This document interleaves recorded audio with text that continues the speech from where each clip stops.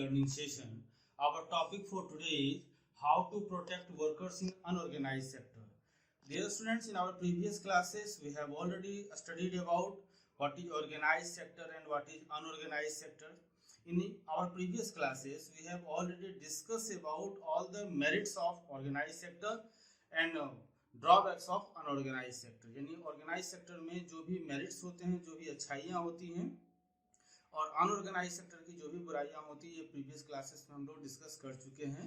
अगर हम लोग इसको फिर से डिस्कस करना चाहें तो हम कह सकते हैं organise sectors refers to the institutional form of labour, यानी जहाँ लेबर संगठित होते हैं, जहाँ उनका वर्किंग ड्यूरेशन फिक्स होता है, दे हैविंग फिक्स्ड सैलरी, जिनका जो रोजगार होता है वो निश्चित रोजगार होता है, they having job secure job, it mean there is security of job. इसके अलावा उनके जो सोशल सिक्योरिटी के प्रोविजंस हैं वो होते हैं, यानी उनको प्रोविडेंट फंड्स का, हेल्थ का, इंश्योरेंस का, ये सारी फैसिलिटीज अवेलेबल होती है। तो उसको हम लोग ऑर्गेनाइज्ड लेबर या ऑर्गेनाइज सेक्टर के लेबर कहते हैं। Apart from this, unorganise sectors refers to uninstitutional source of labour. Unorganise sector का मतलब है कि लेबर का एक ऐसा ग्रुप जहां अपना इनका कोई संगठन नहीं होता, there is no any labours act follows, जहाँ पे कोई लेबर एक्ट फॉलो नहीं होता है, जहाँ उनकी मजदूरी बहुत तय नहीं होती है, wage rates are purely depend upon the bargaining concept, यानी जहाँ पे बार्गेनिंग करके उनका वेज रेट तय होता है।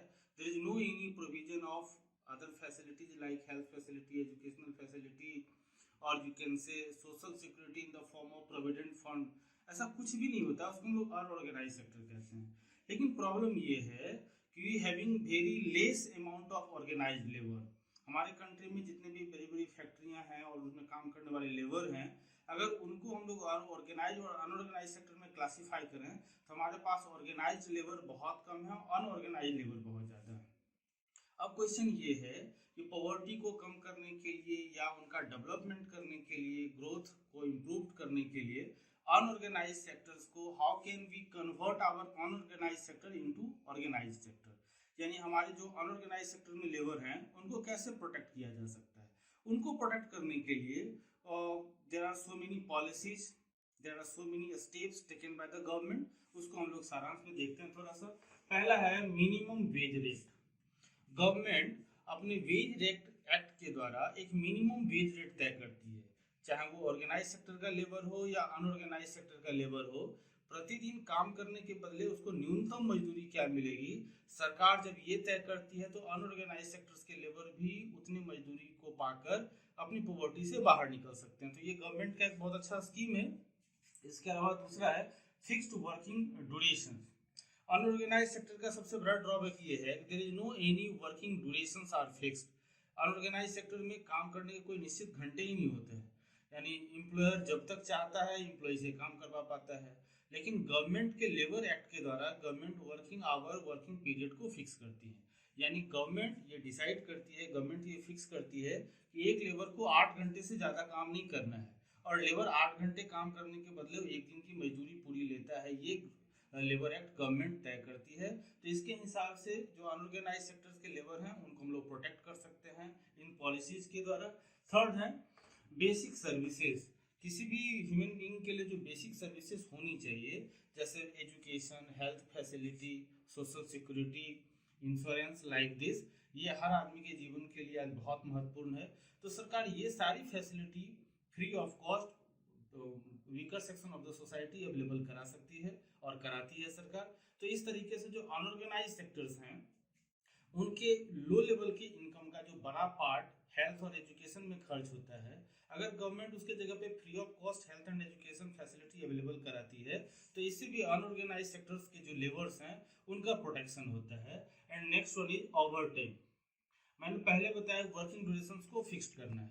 कई बार एम्प्लॉयर वर्कर से 8 घंटे से ज़्यादा का काम लेते हैं, तो गवर्नमेंट ने ऐसे नियम्स बनाए हैं कि अगर आप उनसे ज़्यादा काम लेते हैं तो आपको ओवर टाइम के वो जो काम करने का अतिरिक्त समय है वो ओवर टाइम में काउंट होगा, and employer should paid for him. Employer जो है काम कराने वाले लोग उनको उनके बदले में पे करना होगा। ये सारी बातें लेबर एक्ट के अंतर्गत है। तो इस तरीके से भी हम लोग जो अनऑर्गेनाइज सेक्टर्स हैं उनके लेबर को प्रोटेक्ट कर सकते हैं। Last one is paid leave.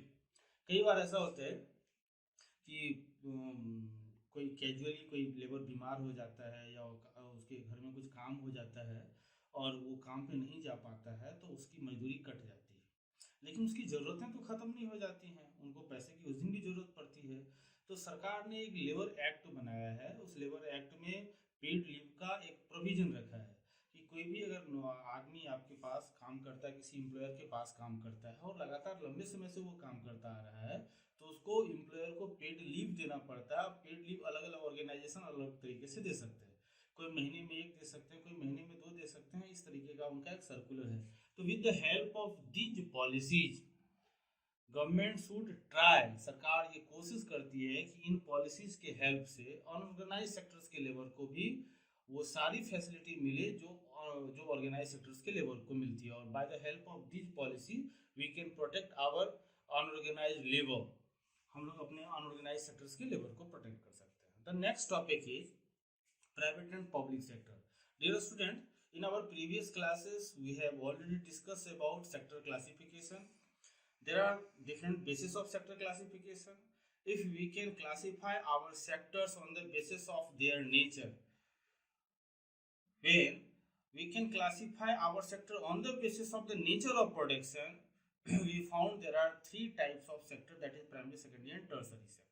Okay, on the basis of wage and workers we can found there are 2 types of sectors, that is organized and unorganized sector. But here the classification on the basis of ownership of the firm, अगर firm के ownership के हिसाब से पूरे economy में जितने भी productive firm हैं उनको क्लासिफाई करें तो 2 तरह के फर्म आते हैं, 2 तरह के सेक्टर्स क्रिएट होते हैं, that is public sector and private sector. Okay, यानी बहुत तरह के फर्म ऐसे हैं जिन पर जो ऑनरशिप है वो गवर्नमेंट का ऑनरशिप है, यानी हमारी गवर्नमेंट ने उस फर्म को खोला है, उस फर्म को एस्टेब्लिश किया है, उस फर्म से रिलेटेड जितने भी पॉलिसीज हैं वो गवर्नमेंट बनाती हैं।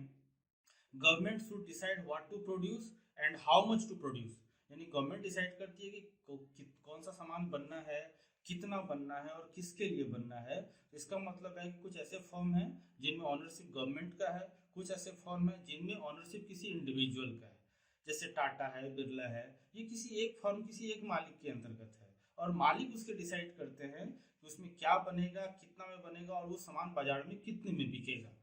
तो इसके आधार पर, ऑनरशिप के आधार पे हम इसे सारे फर्मों को 2 पार्ट में बांट सकते हैं। एक पब्लिक सेक्टर इंडस्ट्री जे जहाँ पे ऑनरशिप गवर्नमेंट के पास होती है उसको हम लोग पब्लिक सेक्टर इंटरप्रेन्योर्स या पब्लिक सेक्टर फर्म कहते हैं, और दूसरा जब किसी पार्टिकुलर इंडिविजुअल के पास किसी फर्म का ऑनरशिप होता है तो उसको हम लोग प्राइवेट सेक्टर कहते हैं। What is the differences between private sector and public sector? सबसे पहला डिफरेंसेस तो ये है कि प्राइवेट सेक्टर और पब्लिक सेक्टर के बीच का जो ऑनरशिप है वो अलग अलग है।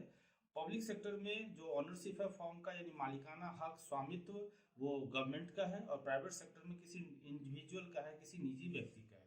The second differences between these two sectors are the prime objective of private sector is to maximise their level of profit, यानी प्राइवेट सेक्टर में कोई भी फर्म, कोई भी फैक्ट्री अगर खुली है तो उनका सबसे बड़ा उद्देश्य होता है कि अपने लाभ को, अपने प्रॉफिट को ज़्यादा से ज़्यादा करना।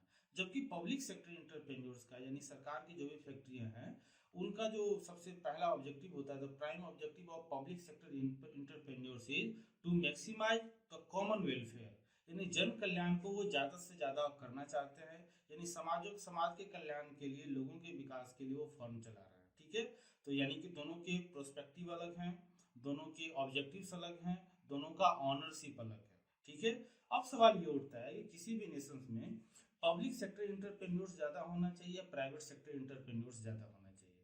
Dear student, there are 3 categories of countries, 3 अलग अलग तरह के कंट्रीज होते हैं।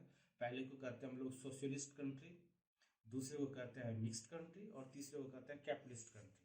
तो जो कैपिटलिस्ट कंट्री होते हैं वहाँ पे प्राइवेट सेक्टर इंटरप्रेन्योर्स को ज़्यादा से ज़्यादा स्टेबल किया जाता है, ज़्यादा से ज़्यादा उनको फ्रीडम दिया जाता है, क्योंकि वहाँ पे गवर्नमेंट का रोल बहुत कम होता है। और जो सोशलिस्ट इकोनॉमी होते हैं वहाँ पे प्राइवेट सेक्टर का रोल बहुत कम होता है और गवर्नमेंट सेक्टर का रोल सबसे ज़्यादा होता है।